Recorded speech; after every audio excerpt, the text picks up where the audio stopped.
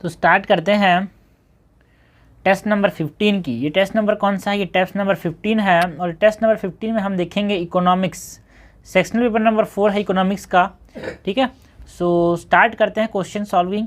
और मैं ये बता दूं भाई, ये क्वेश्चन पेपर आसान सा, थोड़ा सा आसान टाइप का था और करंट अफेयर ओरिएंटेड था। ठीक है, सो स्टार्ट करते हैं फर्स्ट क्वेश्चन से। Consider the following statement. First, compulsory licensing is applicable to distillation and brewing of alcohol drinks. ये बिल्कुल सही है, उसको कंपल्सरी लाइसेंसिंग की जरूरत पड़ती है, आपको उसमें कंपल्सरी लाइसेंसिंग की जरूरत पड़ती है। Okay. Second, atomic energy sector is completely reserve for public sector in India. Yes, it is also correct. हमसे करेक्टली मैच पूछा है, करेक्टली मैच हो जाएगा C, both 1 and 2 is correctly match here. Question number 2 है with reference to fertilizer economy consider the following statement. For almost all domestic urea demand India depends on imports. No, not all. 50% urea demand पे वो imports पे depend करता है, 50% urea demand खुद पूरा कर सकता है। सो first is incorrect. Second, centre fix the maximum retail price of urea and reimburse the difference between the MRP and production cost in the form of subsidy। बिल्कुल सही है यार। Sales of all subsidized fertilizer to farmer or buyer is currently made through point of sale service। It is also correct। हमसे correctly match पूछा, यहाँ पे दो statement correct, answer हो जाएगा बी। क्वेश्चन नंबर 3 है consider the following statements with reference to food irradiation. It help in reducing post harvest losses. बिल्कुल सही है, क्योंकि उसके जो फूड है जो सड़ जाता है ना, वो उसको बचाता है सड़ने से। ठीक है, एंड ऑल्सो बैक्टीरिया लगने से ही बचाता है। जब उसको दवाई दे देंगे, फूड इरेडिएट कर देंगे, उसके बाद वो सड़ने से बचाता है, उसके बाद उसमें कोई भी बीमारी होने से बचाता है। उससे पहले कुछ हो गया होगा, उससे पहले कुछ बैक्टीरिया होगा, उसको मारता नहीं है। सेकेंड स्टेटमेंट क्या बोल रहा है? By removing already present pesticide and toxins in the food. No, ये ऑलरेडी प्रेजेंट को तो कुछ कर सकता नहीं है, जो बाद में आएंगे उसको बचा सकता है। सो इट इज इनकरेक्ट। करेक्ट हमसे पूछा, कट जाएगा ए, 1 ओनली। Now question number 4 है which of the following policy initiative of the government of India are released by are related to government of India initiative are related to the promoting the growth of MSMEs। ठीक है, MSME से growth को promote करने के लिए कौन कौन से इनिशिएटिव गवर्नमेंट ने लॉन्च किए हैं? Establishment of self reliant India fund, बिल्कुल सही है। Promotion of zero effect certification, it is also correct. Establishment of tool room and technical institution, yes, establishment of tool room and technical institution. Fourth is national SC/ST hub scheme, yes, it is also for MSMEs। तो हमसे correct पूछा है, correct हो जाएगा D 1 2 3 4। Question number 5 है consider the following statements with reference to the factor that are responsible for skewed cropping pattern in India. है ना, जो स्क्यूड क्रॉपिंग पैटर्न है उसके लिए कौन कौन से फैक्टर रेस्पॉन्सिबल हैं? First, traditional social practice and dietary habits of the people, yes also correct. Crop with practicable disease pest control management suitable to the local ecological environment, it is also correct. Consideration of commercial viability of crops, it is also correct. हमसे correct पूछा, correct हो जाएगा D 1 2 and 3। Question number 6 है with reference to EV30@30 campaign recently seen in the news, consider the following statements. This campaign has been initiated globally with an aim of achieving 30% sale of EV, that is electric vehicles, by 2030। बिल्कुल सही है। Campaign supported the market for electric passenger cars, light commercial vans, buses and truck also, yes, it is also correct। All the G20 nations are member of this campaign. देखो, जहाँ पे भी all, always, never, accept आते हैं वहाँ पे आपको सतर्क हो जाने की जरूरत है, क्योंकि वहाँ पे चांसेस हो कि गलत हो सकता है, बिकॉज एब्सोल्यूट चीज़ें जो होती है थोड़ी गलत होती है, बट यहाँ पे ये गलत ही है, बिकॉज G20 में 20 नेशंस है, यहाँ पे सिर्फ 13 नेशंस मेंबर हैं किसके? EV30@30 के। हमसे करेक्ट पूछा, करेक्ट हो जाएगा यहाँ पे 1 and 2, answer is A. Question number 7 है which one of the following is correct with reference to FAME India scheme of the government of India. FAME India जो है वो किसके लिए था? FAME India is for hybrid and electric vehicles. FAME में E क्या है, एम क्या है?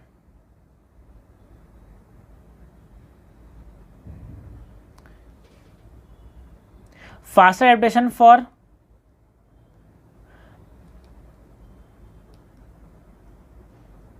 Electric vehicle, okay, faster adaptation manufacturing of electric vehicle. So यहाँ पे इलेक्ट्रिक व्हीकल की बात होती है। क्वेश्चन नंबर 8 है consider the following pairs.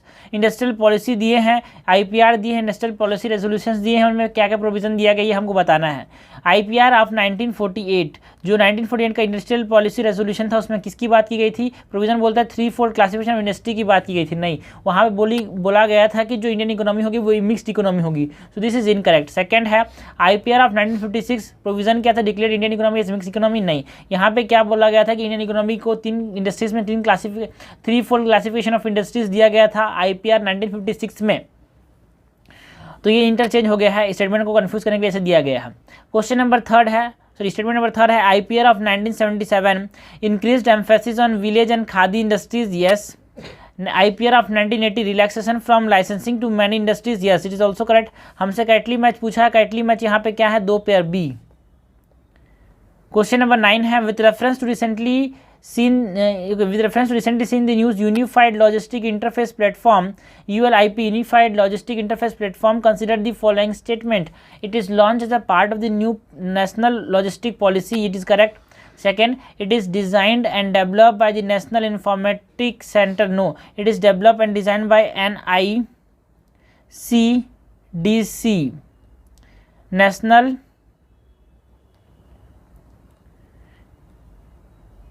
Information centre and development. रुको, इसका फुल फॉर्म छोड़ो, लेकिन इसको डेवलप किया था NICDC ने डेवलप किया था। Okay, so second is incorrect. It will enable the industry player to get secured access to the information related to logistic available with various ministries. ये बिल्कुल सही है।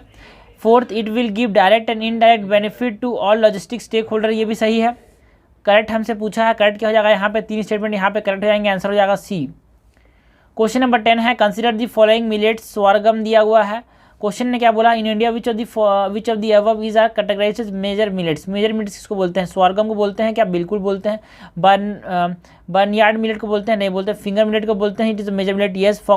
Foxtail millet is not a major millet. Kodo millet is not a major millet. Pearl millet yes it is a major millet. Little millet नहीं है। पोर्सो millet नहीं है। सो answer हो जाएगा 1, 3 एंड 6। आंसर हो जाएगा ए। आगे बढ़ते हैं। क्वेश्चन नंबर 11 को देखते हैं। Which of the following activities are covered under the 4 pillars of Sagarmala initiative aimed at port led development? Creation of green field projects. Yes. Capacity enhancement of the brown field ports. ठीक है ना, green field ports मतलब जो नए ports बनाने की बात होती है, ब्राउन फील्ड बने जो बनाए पोर्ट्स हैं उन पे हम इन्हांसमेंट करेंगे capacity. Second is correct. Inland water transportation, transport infrastructure development. It is also correct. Acquisition and development of ports in neighbouring countries. भाई हम दूसरे देश के पोर्ट को हम कैप्चर करना नहीं चाहते, उसको डेवलप नहीं करना चाहते। तो हम ये तो चाइना से बात हो गई। चाइना क्या करता है? 1 रोड 1 बेल्ट इनिशिएटिव में क्या करता है? 1 बेल्ट 1 रोड इनिशिएटिव में क्या करता है? ऐसे दूसरे देश को कब्जा कर लेता है। So this is incorrect with regard to Sagarmala initiative. 5 है upgradation and creation of roads. It is correct.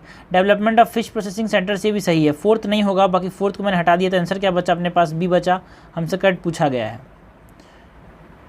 Question number 12 है consider the following statement. Higher participation of private sector in economic activity, surge in foreign investment, increase competition between public and private sector enterprises. Which of the above were the result of introduction of new industrial policy 1991? 1991 का जो new industrial policy था जिसमें economic liberalisation, privatisation, LPG reforms जो बोलते हैं, उसमें उसकी बात की थी। उसके लिए क्या हमारे पास सही है?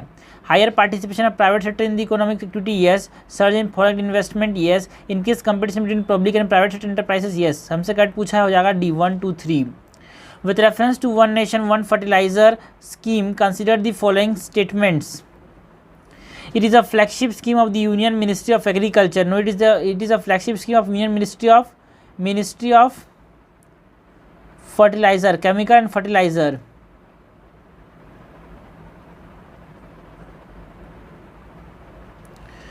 Second है all type of fertilizer to be sold under the brand name Bharat irrespective of the company that manufacture it. बिल्कुल सही है। Under this scheme companies can display their name and brand but not logo. बिल्कुल गलत है भाई, because लोगो भी वो कर सकते हैं बट बड़े बड़े नहीं करना है, छोटे छोटे नहीं करना है, मतलब बड़े बड़े नहीं करना है। ओके, सो साइज़ का वो है। करेक्ट हमसे पूछा है, कट हो जाएगा 2 ओनली सी। क्वेश्चन है 14 है consider the following pairs. Agriculture revolution related to first sweet revolution, sugar cane production के साथ रिलेटेड नहीं, it is related to honey. Okay, शहद से रिलेटेड है ये। Red revolution it is related to meat production, yes. Purple revolution is not related to onion, onion के लिए तो पिंक रिवॉल्यूशन था। पर्पल रिवॉल्यूशन किसके लिए है? पर्पल रिवॉल्यूशन लिवेंडर के लिए था। Fourth is black revolution petroleum product, yes it is correct. हमसे करेक्टली मैच पूछा तो 2 पे यहाँ पे करेक्टली मैच हो जाएंगे, 2 और 4 वाला है। क्वेश्चन नंबर 15 है consider the following statement with reference to the term ED51 recently in the news, it has been set up by this Bureau of Indian Standards, बिल्कुल सही है। BIS ने क्या किया है? ED51 को यहाँ पे एस्टैब्लिश किया है। इलेक्ट्रिक ED51 ये मशीन के साथ रिलेटेड है, मतलब जो इलेक्ट्रिक व्हीकल्स उनके साथ रिलेटेड है ये। It aim to formulate the draft standard document related to electric vehicles charging stations and network interface, it is also correct. हमसे करेक्टली मैच पूछा है, करेक्टली मैच हो जाएगा यहाँ पे C1 and 2 both. Question number 16 है arrange the following modes of transport infrastructure in decreasing order of their logistic cost. तो सबसे ज़्यादा खर्चा कहाँ पे लगता है यार? रोड में लगता है। उसके बाद कहाँ लगता है? रेल में लगता है। उसके बाद कहाँ लगता है? वाटर में लगता है। सबसे कम का पाइप लाइन में लगता है। तो 2 1 3 4 आंसर हो जाएगा D। हमसे करेक्टली मैच पूछा। नाउ क्वेश्चन नंबर 17 है consider the following statements with reference to green revolution, it resulted in an increase in the inter regional disparity in economic growth and development, बिल्कुल सही है। It help in increasing the production of commercial crops, no यहाँ पे commercial crops का production नहीं बढ़ता, because commercial crops किसको बोलते हैं? शुगर केन को बोलते हैं, जूट को बोलते हैं, कॉटन को बोलते हैं, इनका प्रोडक्शन नहीं बढ़ा था। राइस का जो अपने पास जो राइस है, व्हीट, उनका प्रोडक्शन बढ़ा था ग्रीन रिवॉल्यूशन की वजह से, सो it is incorrect. It widen the economic gap between rich and poor, बिल्कुल सी, जो अमीर थे और अमीर बन गए, और जो गरीब थे तो वही गरीब हो गए, और वहीं के वहीं रह गए या फिर और गरीब हो गए। हमसे करेक्टली मैच पूछा है तो करेक्टली मैच जाएंगे 2 statements. With reference to bamboos consider the following statement, they can be used as an architectural and structure material in the construction sector, बिल्कुल सही है। Eco friendly mouldable granules from the bamboo can replace the use of plastic, बिल्कुल सही है। they are a potential source of ethanol and bioenergy production, yes they can be used in the cosmetic industry also, ये भी सही है। हमसे correctly match पूछा जाएगा, करेक्टली मैच हो जाएगा D। क्वेश्चन नंबर 19 है it is a digital ecosystem for providing end to end service hand-to-hand delivery of service to farmers. Under this, each farmer will be provided with a unique identity number, data weather देगा, weather information देगा, agriculture commodity का price बताएगा, access and information to central government scheme. तो इसमें से कौन सा scheme है भाई? यहाँ पे कौन सा ऐप की बात की थी? एग्री स्टैक, क्योंकि एग्री स्टैक में ये बताया था कि डाटा मतलब वेदर क्या चल रहा है, एग्रीकल्चर कम्युनिटी का प्राइस क्या चल रहा है, आपके आसपास जो गवर्नमेंट स्कीम लॉन्च किया उसके बारे में हमको पता चलता है। किसकी मदद से? Agri stack. एग्री मतलब एग्रीकल्चर, स्टैक मतलब उससे रिलेटेड चीज़ें। क्वेश्चन नंबर 20 है Texprocil recently in the news refers to, it is a cotton textile export promotion council, बिल्कुल से। टैक्स प्रोसील क्या है? टैक्स प्रोसील क्या है? कॉटन टेक्सटाइल, टैक्स से हम याद रखिए यहाँ पे कॉटन टेक्सटाइल की बात आएगी, तुक्का भी लगाना तो सोच समझ के, टैक्स और टैक्स, ठीक है। सो इसीलिए हमारे पास क्या जाएगा? ये cotton textile export promotion council हो जाएगा, टैक्स प्रोसील। क्वेश्चन नंबर 21 है the report title developing the space ecosystem in India focusing on inclusive growth, ये रिपोर्ट किसने पब्लिश किया था? ये हमसे क्वेश्चन पूछ रहा है। इस publish by which of the following organization? Option number A है Indian space association and Ernst and Young, बिल्कुल सही है, इसी ने पब्लिश किया था developing the space ecosystem in India focusing on inclusive growth report को, ओके। उसके बाद क्वेश्चन नंबर 22 है with reference to floriculture in India consider the following statements, the Indian floriculture industry comprises flower such as rose, tuberose, anthurium, carnations, marigolds, ये बिल्कुल सही है।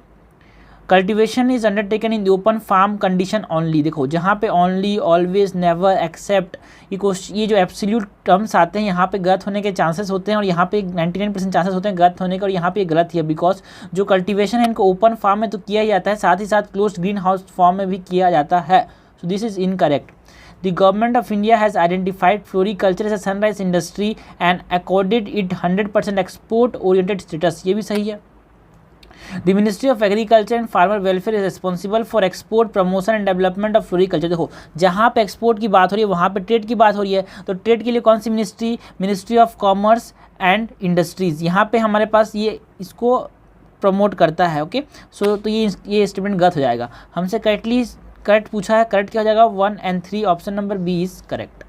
Now question number 23 देखते हैं, कंसिडर दी फॉलोइंग पेयर्स, कुछ schemes दिए हैं और वो किससे रिलेटेड है ये हमसे पूछा गया है। पहला है initiative scheme for acquisition of plant and machinery, तो ये किसके लिए था, रिलेटेड टू बोल रहा है acquisition of earth moving and mining machinery, no ये किसके लिए था, it is for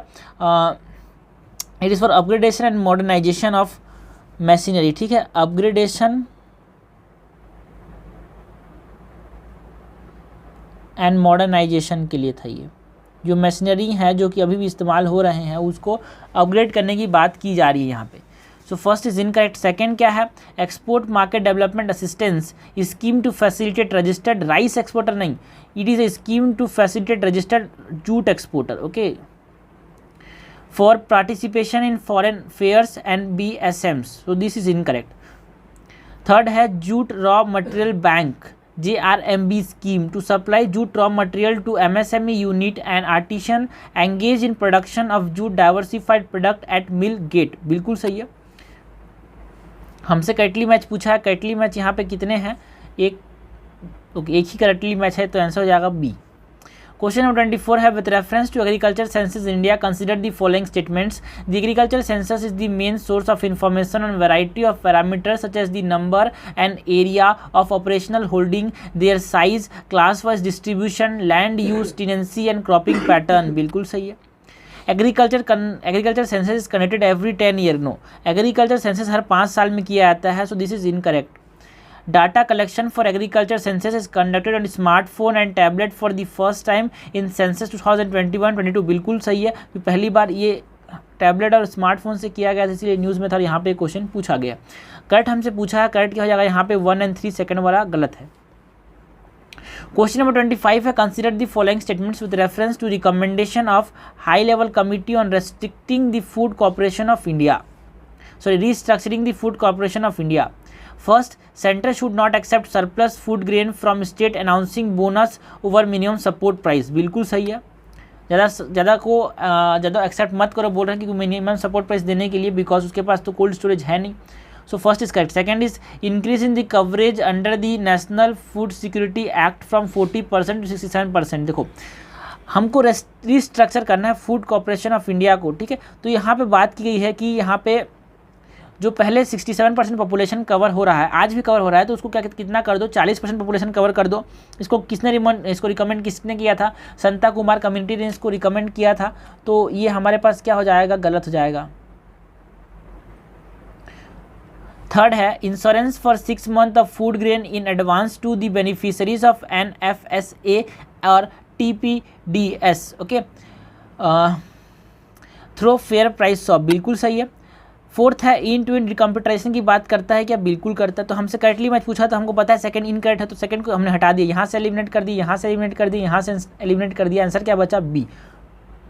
question number 26 है, विद रेफरेंस टू प्रधानमंत्री Matsya Sampada Yojana recently in news consider the following statement, it provide insurance coverage to fishers which include fish workers, fish farmers and any other categories of person directly involved in fishing and fisheries related allied activities, बिल्कुल सही है।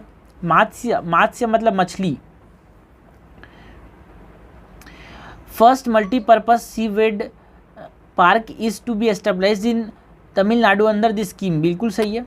Seaweed park बनाने की बात थी है पहली बार कहाँ पे, तमिलनाडु के अंदर। हमसे करेक्टली मैच पूछा है, दोनों करेक्टली मैच, आंसर हो जाएगा सी। क्वेश्चन नंबर 27 है, consider the following statements with reference to main function of the insurance regulatory and development authority of India, IRDAI की बात करनी है, इसके मेन फंक्शंस की बात करनी है। Regulating investment of funds by insurance companies, बिल्कुल सही, इसमें नाम में इंश्योरेंस आ रहा है तो ये इंश्योरेंस रेगुलेटर करती है, बिल्कुल सही है। Adjudication of dispute between insurers and intermediaries और इंश्योरेंस इंटरमीडियरीज, बिल्कुल सही है, तो दोनों सही है। यहाँ पे हमसे करेक्टली मैच पूछा है, करेक्टली मैच हो जाएगा C, both 1 and 2। Question number 28 है, consider the following statements with reference to commission for agriculture cost and prices, CACP की बात करनी है, जो कि MSME को MSP को रिकमेंड करता है। चलो, it is mandated to recommend minimum support price to incentivise the cultivator to adopt modern technology and raise productivity and overall grain production, बिल्कुल सही है। It mandates does not cover recommending the MSP of commercial crops, commercial crops मतलब jute हो गया, sugar cane हो गया, cotton हो गया, ठीक है। ये नॉट बोल रहा, does not cover recommendation of MSP. रुक जाओ देखते हैं। थर्ड है it submit its recommendation to the government every year separately for 5 group of commodities namely kharif crop, rabi crop, sugarcane, raw jute, copra. तो जो रॉ जूट है वो क्या है, एक तरह से कमर्शियल क्रॉप ही तो है। It mandate does include recommending the MSP for commercial crop. So this is incorrect. तो हमसे क्या पूछा है, इनकरेक्ट ही तो पूछा है, तो आंसर क्या हो जाएगा, only one statement, option number B हो जाएगा। क्वेश्चन नंबर 29 है consider the following statements with reference to fertilizer subsidy provided by the government of India under the nutrient based subsidy okay under the nutrient based subsidies provided only to macro nutrients. No, यहाँ पे भी only आ गया, जहाँ पे only, always, except, never, okay ऐसे कोई words होते हैं, एवरी, तो ये सब होने के चांसेस होते हैं कि गलत हो, because nothing in this world is absolute. तो ये एब्सोल्यूट, कहीं पे एक्सेप्शन होते हैं बट यहाँ पे भी चांसेस है कि गलत हो जाए, तो यहाँ पे उस स्टेटमेंट को अच्छे से पढ़ने की जरूरत पड़ती है। तो यहाँ पे भी ये माइक्रो और मैक्रो न्यूट्रिएंट दोनों कवर करता है, nutrient based subsidy. So this is incorrect. Second है under DBT that is direct benefit transfer fertilizer subsidies transfer to final consumer. No, इसमें फाइनल कंज्यूमर तक जो सब्सिडी है वो ट्रांसफर नहीं होता है, जो कंपनी है जो फर्टिलाइज़र बेच रही है उस तक जाता है, ठीक है ना। जो कंपनी है फर्टिलाइज़र जो बेच रही है उस तक जाता है सब्सिडी, ठीक है। तो कंपनी ने किसी को बेचा, अब कंपनी के पास ये रिकॉर्ड रहेगा कि हाँ मैंने इसको बेचा है, तो अब वो कंपनी को सब्सिडी मिलेगा, फाइनल कंज्यूमर का सब्सिडी नहीं मिलेगा। और ये इसमें जो प्लेटफॉर्म इन्वॉल्व है वो कौन सा है, ई उर्वरक प्लेटफॉर्म। सो ये इनकरेक्ट हो गया। हमसे कैटली मैच पूछा है, तो यहाँ पे कोई सा भी कैटली मैच नहीं है, आंसर हो जाएगा D, neither 1 not 2। Question number 30 है consider the following pairs. Economic committee की बात की जाती है एंड वो कौन सी चीज़ें से रिलेटेड है इसकी बात की जा रही है। तो बी मीनाक्षी कुमार कमेटी, क्या ये मछलियों से रिलेटेड है, बिल्कुल सही है, it is related to fisheries. Second है Arvind Subramanian committee, incentivising pulse production through minimum support price, ये सही है क्या, बिल्कुल सही है। And U K Sinha committee deregulation of fertilizer sector, तो उके सिन्हा कमेटी किसके साथ related, it is related to MSMEs not to the fertilizer sector, ठीक है। Micro small and medium enterprises के साथ ये संबंधित है। तो हमसे इनकरेक्टली मैच पूछा है, इनकरेक्टली मैच यहाँ पे कौन सा इनकरेक्टली मैच हो जाएगा, first two statement, sorry incorrectly match है ना, तो यहाँ पहले 2 स्टेटमेंट सही है। इनकरेक्टली मैच क्या हो जाएगा, यहाँ पे ओनली 1 पे, दैट इज तीसरा वाला ही गलत है यहाँ पे। ना क्वेश्चन नंबर 31 है consider the following statements with reference to electronic sector in India recently in news. Electronic as a sector has jump to the largest export from India in the year 2022। No, India जो था उसने largest export नहीं किया था electronics का, it is 6th largest exporter of electronics, okay. So first is incorrect. Second है mobile phone constitute the single largest component of electronic exports from India in 2022, बिल्कुल सही है। 60% जो इलेक्ट्रॉनिक आइटम इंडिया से एक्सपोर्ट हुए थे उसमें 60% में जो 60% चीज़ें थे वो क्या थी, मोबाइल फोन्स थे। Second statement is correct. हमसे कैटली मैच पूछा है तो कैटली मैच हो जाएगा बी, ओके। क्वेश्चन नंबर 32 है with reference to PM Svanidhi scheme consider the following statement. It aim to assist street vendors affected by COVID-19 pandemic. Second, it reward creditors for digital transaction via cashback. Non-banking financial company cannot lend money under this scheme. देखो यहाँ भी आ गया, थोड़ा जो statement गलत है उसको पढ़ने से लगता है, बिकॉज कैन नॉट, तो एनबीएफसी इसको लैंड नहीं कर पाएगा, तो फिर क्यों, देखो समझो बात को यार, हर चीज़ें लॉजिकल भी होती है। एनबीएफसी इसको पैसा नहीं देगा तो इसका तरक्की कैसे होगा। सो इट इज़ इनकरेक्ट। हमसे क्या पूछा, ये दोनों सही है। हमसे क्या पूछा है, करेक्टली मैच पूछा है, तो करेक्टली मैच क्या हो जाएगा यहाँ पे डी, 1 and 2 ओनली। ना क्वेश्चन नंबर 33 की बात करते हैं। Strategic minerals are necessary for socio-economic development and defense of the country like India. In this context, which of the following minerals can be termed as strategic mineral for India? तो strategic mineral क्या होते हैं, ऐसे mineral जो कि बहुत कम होते हैं और वो बहुत ज़्यादा इस्तेमाल में आते हैं, ठीक है। तो जो बॉक्साइट है यार, ये मिनरल है लेकिन ये बहुत ज़्यादा अबंडेंट है, तो यहाँ पे स्ट्रेटेजिक मिनरल नहीं है। तो फोर्थ जहाँ पे उसको मैंने हटा दिया, तो फोर्थ जहाँ पे उसको मैंने हटा दिया, सबको हटा दिया, तो बचा क्या आंसर, सिप बी। तो 2 तरीके हैं, आपको सब पता हो स्ट्रेटेजिक मिनरल्स के बारे में, या फिर आपको ये पता हो कि हाँ बॉक्साइट नहीं है, एमराल्ड भी नहीं है, because emerald is a precious stone, so 6 भी नहीं होगा। क्वेश्चन नंबर 34 है consider according to the annual periodic labour force survey 2019 and 20, annual periodic labour force survey जो है 2019-20 में रिलीज किया गया था। The labour force participation rate जो था LFPR फॉर वुमेन बिटवीन 15 से 59 year was 32.3%, which is much lower than 81.2% for man. Which of the following are the reasons for low female labour force participation rate? Lack of employment opportunities, बिल्कुल सही है यार। Reduced enrolment in secondary schooling, अरे यार secondary schooling में आदमी ज़्यादा जाएगा तभी तो वो लेबर फोर्स में कम जाएगा। सो ये रिड्यूस एनरोलमेंट नहीं हुआ, इंक्रीज एनरोलमेंट हो गया है। जो वुमेन्स थे वो ज़्यादा सेकेंडरी एजुकेशन में जाने लगे, जिससे क्या हुआ, अपने पास लेबर फोर्स में कम आने लगे। So it is a reason. So increase enrolment in secondary education is reason for decrease in the labour force participation of females. So this is incorrect. Third है effect of rising household income. Yes, बिल्कुल से जब आपस में जब house hold income बढ़ेगा तो जो वुमेन होंगे वो प्रीफर नहीं करेंगे काम करना। So third is also correct. Mismeasurement of women participation, mismeasurement of women's participation in labour force. हाँ, ये भी एक कारण है, बिकॉज कभी कभी मेजरमेंट ठीक से नहीं हो पाती, बिकॉज हम अनऑर्गेनाइज सेक्टर पे बहुत लोग काम करते हैं। सो करेक्ट हमसे पूछा है, करेक्ट क्या हो जाएगा? C, only 3 statements are correct. Question number 35 है consider the following factors. First, economic reforms of 1991, second, low labour wages, third, rise in income level, fourth, rise in global trade. Which of the above factor are the reasons for growth of the service sector in India? Economic reforms हैं क्या? बिल्कुल सही है। Labour force, low labour wages, बिल्कुल सही है। Labour का veg कम है तो सर्विस सेक्टर में जाना प्रेफर करेंगे। Rise in income level and global trade, ये सारे कारण हैं किसके? Growth of service sector in India की। क्वेश्चन 36 है the state ranking index for national food security act for ranking the states and union territories is built on 3 key pillars which cover the end-to-end implementation of NFSA through targeted public distribution system. These 3 pillars include which of the following? Coverage, targeting and provisions of the act, बिल्कुल सही है। Delivery platform, nutrition initiative by the state and UTs.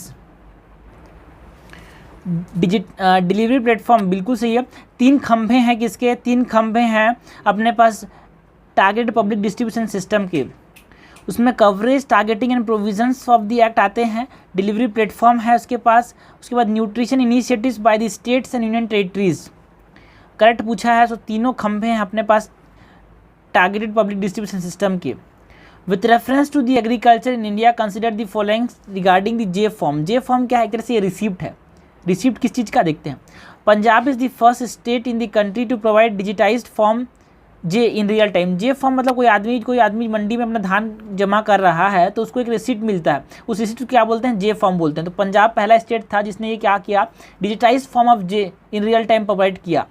Second is it is the receipt received by the farmer while storing grain in the authorized warehouse. No, authorized warehouse में रखने के लिए जे form नहीं मिलता है। कोई भी चीज़ अपने कोई भी धान को जब बेचता है तो उसको जे फॉर्म मिलता है मंडीज में, APMCs में। तो second is incorrect. It can be use to avail financial assistance from bank, IT waiver, subsidy claims and farmer insurance, बिल्कुल सी है। क्योंकि उसके पास एक प्रूफ रहेगा कि हाँ मैंने इतना धान बेचा है, तो उसको जाके किसी को दिखाएगा, बोलेगा हाँ भाई इसके पास धान बेचा है, ये कर्ज लेगा तो चुका सकता है। सो इट कैन, है ना, it is use to avail financial assistance. Okay, so third is also correct. हमसे करेक्ट पूछा है कि इनकरेक्ट पूछा है? इनकरेक्ट नहीं पूछा, करेक्ट पूछा है। सो आंसर हो जाएगा only 2 statements are correct, that is 1 and 3। Question number 38 है with reference to NFSA national food security act recently seen in the news, consider the following statements. The NFSA cover the entire urban population and rural population. Entire, देखो entire तो नहीं होगा, 75% 75% नहीं, ये हाँ कितना percent है? 50% होगा, या फिर दोनों में से एक था। Rural population 75% and urban population 50%. It is the first central food security legislation that gives the poor a right to receive 5 kg of food grain free of cost. बिल्कुल सी है, जो अंत्योदय थे उनको 5 kg फ्री मिलेगा food grain. Okay, so it is correct. First वाला इनकट हो जाएगा because ये एंटायर अर्बन पॉपुलेशन और रूरल पॉपुलेशन को कवर नहीं करता. ये एंटायर वाले जो चीज़ें हैं वो भी एक्सक्लूड है, बहुत हो नहीं सकता. फिर एक और वर्ड आ गया, entire expense of the scheme would be borne by the union government and state government in the ratio 60:40। ये भी गलत है। इनकट हमसे पूछा है, इनकट हो जाएगा 1 और 3।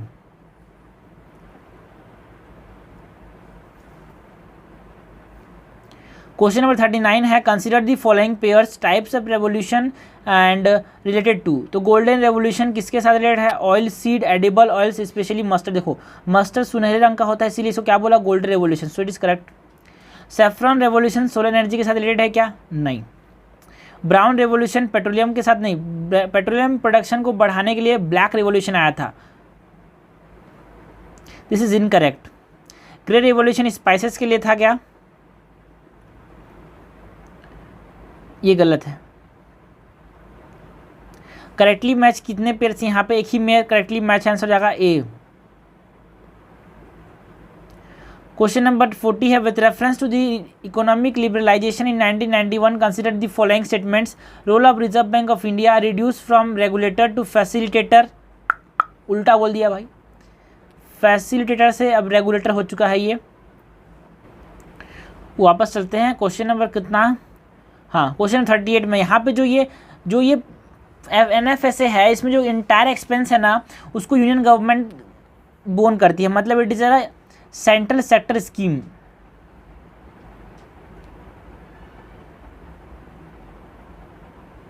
उसके बाद हमारे पास क्या होगा? क्वेश्चन नंबर 40 देख रहे थे, तो यहाँ पे बिल्कुल सही है, बिकॉज ये रेगुलेटर था, पहले RBI सब कुछ चलाता था, बट अब ये फैसिलिटेट हो गया है। सो इट इज करेक्ट।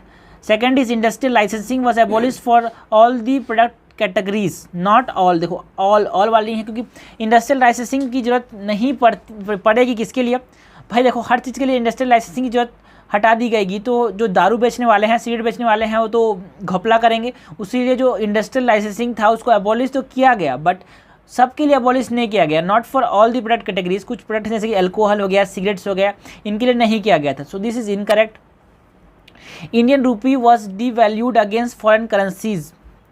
बिल्कुल सही है, इंडियन रूपी डिवैल्यूड हो गया, बिकॉज पहले RBI इसको रेगुलेट करती थी, अब वो इंटरनेशनल मार्केट के हिसाब से, डिमांड एंड सप्लाई के हिसाब से ये रेगुलेट होगा। सो यहाँ पे हमारे चेंज होगा। सो करेक्ट हमसे पूछा है, करेक्ट क्या है? यहाँ पे आंसर हो जाएगा 1 और 3, option number 20 correct. Question number 41 है, विथ रेफरेंस टू गति शक्ति national master plan sometimes scene in the news consider the following statements. It will incorporate the infrastructure scheme of various union ministries and state government. बिल्कुल सही है, infrastructure development की बात की जाती है यहाँ पे। Economic zones like textile clusters, pharmaceutical clusters, defence corridors, economic parks, sorry electronic parks and industrial corridors, fishing clusters, agri zones will be covered under it. बिल्कुल सही है। It will enable all government departments to have visibility of each other project through a centralized portal। बिल्कुल सही है। तो देखो ऐसे जो स्टेटमेंट्स आते हैं ना, जनरली इनको क्या होता है, गवर्नमेंट की वेबसाइट से उठाया जाता है और पेस्ट किया जाता है, तो इस चांसेस है कि ये क्वेश्चन सही हो जाए। चांसेस 90% है कि हाँ ये क्वेश्चन सही होगा। ठीक है, सो हाँ यहाँ पे सही ही है, करेक्ट हमसे पूछा गया, करेक्ट क्या हो जाएगा? आंसर हो जाएगा D1, 2, 3। क्वेश्चन नंबर 42 है, consider the following statements with reference to bio economy. Bio मतलब something that is related to biodegradable thing. ठीक है ना। Indian bio economy report 2022 was published by NITI Aayog. बिल्कुल सही है। And it is a solution against climate change. बिल्कुल सही है यार, करेक्ट हमसे पूछा है, करेक्ट हो जाएगा बोथ 1 और 2। क्वेश्चन नंबर 43 है, with reference to the significance of food processing industry in India consider the following statements. It gives employment to more than 1/3 of the total population engaged in the registered manufacturing sector, minimizing wastage at all stages. It help in diversification and commercialization of agriculture। जो food processing industry है बिल्कुल diversification में help करेगा, commercialisation में help करेगा, because दूध को दही बना के फ़ायदा ही होता है। So this is correct. It ensures value addition to agriculture produce. ये भी सही है। तीसरा चौथा सही हो जाएगा, तो यहाँ पे तीसरा चौथा नहीं है, यहाँ पे तीसरा चौथा नहीं है, यहाँ पे तीसरा चौथा नहीं है, तो आंसर हो जाएगा ये वाला। It gives employment more than 1/3 of the total population और total person engage in the registered manufacturing sector, not more than 1/3। ये कुछ तो ये फूड प्रोसेसिंग सेक्टर जो है ना, यहाँ पे जो एम्प्लॉयमेंट है वो कितना परसेंट होता है, 11.32%, ठीक है, नॉट मोर देन 1/3, मतलब 33% ज़्यादा बोल रहा है ये, 33% ज़्यादा एम्प्लॉयमेंट जनरेट नहीं करता जो मैन्युफैक्चरिंग सेक्टर है उसमें से। मैन्युफैक्चरिंग सेक्टर का जो फूड प्रोसेसिंग सेक्टर है, क्या वो 33% ज़्यादा पॉपुलेशन या उसके अंदर इंगेज है एम्प्लॉयमेंट के अंदर? नो, सिर्फ और सिर्फ 11.32% यहाँ पे एम्प्लॉयड हैं। सो इट इज़ इनकरेक्ट। हमसे करेक्ट पूछा है, करेक्ट हो जाएगा अपने पास 2, 3, 4। क्वेश्चन नंबर 44 है, Kasturi brand recently seen in the news is related to which of the following product. Kasturi नाम समझ आ रहा है, कस्तूरी मतलब होता है एक खुशबूदार चीज़। तो खुशबूदार चीज़ के मतलब यहाँ पे जो तुक्का भी लगाएंगे तो परफ्यूम्स पे लगाएंगे तुक्का। So it is a cottage industry made perfume, cottage industry made perfume. Question number 45 है, Kasturi consider the following statements with reference to landlord port model. Landlord port model के लिए हमको बताना है कि इसमें कौन सा स्टेटमेंट सही है। नहीं, यहाँ पे हमसे क्वेश्चन ने पूछा है इनकरेक्ट। तो हमेशा हमें ध्यान रखना है कि करेक्ट पूछा है कि इनकरेक्ट पूछा है। क्वेश्चन की स्टेटमेंट्स पढ़ने से पहले हमको करेक्ट पूछा है कि इनकरेक्ट पूछा है, उसको अंडरलाइन कर लेना है, गोला कर लेना है। Visakhapatnam port became the first 100% landlord major port of India. No, जो जवाहरलाल नेहरू पोर्ट है, जवाहरलाल नेहरू पोर्ट जो है मुंबई के अंदर, वो 100% लैंडलॉर्ड मेजर पोर्ट बना है। So this is incorrect. Under this model transfer of ownership to the private sector take place. नहीं, ओनरशिप तो गवर्नमेंट के पास ही रहेगा, बट जो उसको चलाएगा, जो रेगुलेशन होगा, जो क्या बोलते हैं इसको, जो रेगुलेशन होगा, जो उसको फंक्शनिंग करेगा, काम करवाएगा, कौन करेगा? वो प्राइवेट सेक्टर करेगा। बट जो रेगुलेटर है, जो ओनरशिप तो उसके पास ही रहेगा, पब्लिक सेक्टर के पास ही रहेगा। सो दिस इज इनकरेक्ट। हमसे इनकरेक्ट ही पूछा है, इनकरेक्ट दोनों है, तो आंसर जाएगा सी। क्वेश्चन नंबर 46 है, consider the following pairs. Types of cropping दिए हैं और हमको बताना है कि हाँ इसका कैरेक्टरिस्टिक क्या है। Sequence cropping, a system of cropping in which the next crop is sown before harvesting the produce of the earlier crop. Sequence नाम से ही समझ आ रहा है, सीक्वेंस मतलब एक क्रॉप खत्म हो जाएगा, ग्रो हो जाएगा, उसको फसल को काट लेंगे, उसके बाद दूसरे उगाएंगे। तो ये बोल रहा है कि दूसरे फसल को काटने से पहले हमने पहला जो दूसरा क्रॉप था उसको उगा दिया, ऐसा नहीं है। सो first is incorrect. Second, रटून cropping. रटून cropping में क्या होता है, सपोज ये हमारे पास पेड़ हो गया, इसको हम क्या करते हैं, पूरा ऊपर काट लेते हैं, बाकी नीचे को रहने देते हैं। तो क्या होता है, जो नीचे वाला पार्ट था फिर से ग्रो करता है और ये किस में कन्वर्ट हो जाता है, फिर से जो ग्रो करता है और इसको फिर से हम रेज करते हैं और इसको हम लोग फिर से हार्वेस्ट करके इसका ग्रो कर लेके इसके बाद बेच सकते हैं। So ratoon cropping means raising a crop with regrowth coming out of roots और stock of previously harvested crop. बिल्कुल सही है। Mixed cropping, growing more than one crop in sequence on the same piece of land in farming year। देखो क्या लिखा है यहाँ पे, growing more than one crop in sequence। देखो यहाँ पे सीक्वेंस की बात है, मतलब ये डेफिनेशन किसका है, सीक्वेंस क्रॉपिंग का है। एक के बाद एक सेम फार्मिंग ईयर में एक के बाद एक को ग्रो करना बोलते हैं इसको sequence cropping, not mixed cropping. Monoculture, a single crop is grown on a piece of land year after year, इसको मोनोकल्चर बोलेंगे क्या? बिल्कुल मोनोकल्चर बोलेंगे। तो यहाँ पे आंसर दो स्टेटमेंट सही हो जाएंगे, दैट इज 2 and 4। आंसर हो जाएगा बी। क्वेश्चन नंबर 47 है, which of the following were the objectives of operation flood. Operation flood के कौन कौन से ऑब्जेक्टिव्स थे? Which is often seen in the news. Increasing milk production, बिल्कुल सही है। अगमेंट रूरल इनकम, ये भी सही है। रीजनेबल प्राइस फॉर कंज्यूमर, ये तीनों सही है। हमसे करेक्ट पूछा है, करेक्ट हो जाएगा all of the above. Question number 48 है, which of the following were the impact of economic reforms of 1991 on Indian economy. Increase flow of capital, बिल्कुल सही है। Rise in the percentage public investment in the agriculture sector in terms of GDP. ये public investment नहीं हुआ था दोस्त, private investment हुआ था। So this is incorrect. Third, constant rise in growth of the industrial sector. Industrial sector का growth हुआ था कि सर्विस सेक्टर का ग्रोथ हुआ था? रोकते इस स्टेटमेंट को। Okay. Rapid increase in the foreign exchange reserve, जो फॉरेन एक्सचेंज रिजर्व थे उसकी रैपिड इंक्रीज हुई थी क्या? अपने पास पता है कि फर्स्ट सही है, सेकंड गलत है, तो सेकंड गलत है तो सेकंड को हटा दिया मैंने यहाँ पे। ओके, और फर्स्ट सही है और फोर्थ भी सही है। अब थर्ड देखना है कि कांस्टेंट ट्रेंड गोल्स। ओके, यहाँ पे जो इंडस्ट्रियल सेक्टर था उसका ग्रोथ क्या हो गया, रुक गया, कम हो गया ग्रोथ। बिकॉज देखो सपोज करो हमने क्या कर दिया, ग्लोबलाइजेशन कर दिया, तो जो चीप मटेरियल था, यहाँ पे टी शर्ट जो बनाए थे वो बहुत महंगे मिलते हैं, लेकिन बांग्लादेश में टी शर्ट बनते हैं बहुत सस्ते मिलते हैं। तो हमने क्या किया, इंपोर्ट करना चालू कर दिया, तो यहाँ के जो डोमेस्टिक इंडस्ट्रीज थी उनका क्या हो गया, ग्रोथ डिक्रीज हो गया। तो थर्ड इज इनकरेक्ट। हमसे करेक्ट पूछा है, बिल्कुल करेक्ट। हमसे क्या करेक्ट क्या हो जाएगा, यहाँ पे आंसर हो जाएगा सी।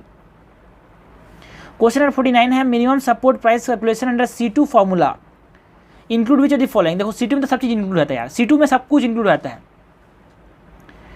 Cost incurred on seed fertilizer and pesticide बिल्कुल सही है। Cost incurred on hired labour leased in land fuel and irrigation ये भी सही है। Imputed values of family labour ये भी सही है। A2 प्लस FL और FL के बाद इसमें और जोड़ दिया तो C2। Okay, rental and interest forgone on owned land and fixed capital asset ये भी सही है। तो सब कुछ C2 आते ही सब कुछ हो जाएगा। तो हमसे कट पूछा है, कट हो जाएगा A2, मतलब एक कट हो जाएगा A 1 2 3 4।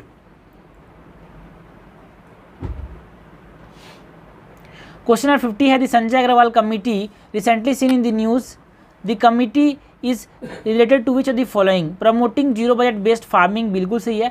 Changing crop pattern keeping in the mind the changing need of the country बिल्कुल सही है। Making MSP more effective and transparent ये भी सही है। करेक्ट पूछा है, करेक्ट हो जाएगा A 1 2 3।